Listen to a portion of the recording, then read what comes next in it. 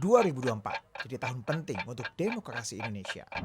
Di tempat ini, Presiden dan Wakil Presiden terpilih Prabowo Subianto Gibran Raka Buming Raka dilantik. Meski mencatat sejarah sebagai wapres termuda, penetapan Gibran sebagai calon wakil presiden sempat menjadi kontroversi. Putusan Mahkamah Konstitusi tentang batas usia pencalonan capres-cawapres jadi penyebabnya. Kabinet Merah Putih juga mencetak sejarah baru sebagai kabinet tergemuk sejak kabinet Dwi Kora tahun 1966. Tahun 2024 Indonesia menggelar hajatan besar, pemilihan umum, dan pilkada serentak.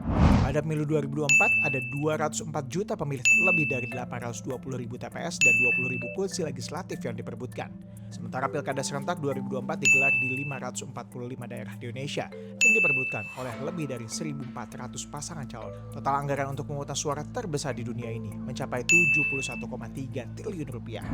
Namun bukan tanpa catatan, sejumlah kejadian juga mewarnai demokrasi Indonesia di tahun 2024. Unjuk rasa besar-besaran terjadi setelah ramai di media sosial tentang peringatan darurat. Ini sebagai reaksi atas langkah DPR yang dianggap inkonstitusional, mengabaikan keputusan MK soal ambang batas dan batas usia minimal calon kepala daerah.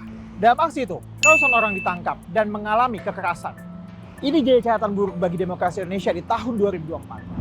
Secara teori, 2 kali pemilu itu sudah sangat cukup untuk konsolidasi demokrasi. Tetapi ternyata di Indonesia tidak. Jalan di tempat lama-lama. Maka cawe-cawe tadi itu yang muncul. Kita akan gloomy lagi 5 tahun ke depan.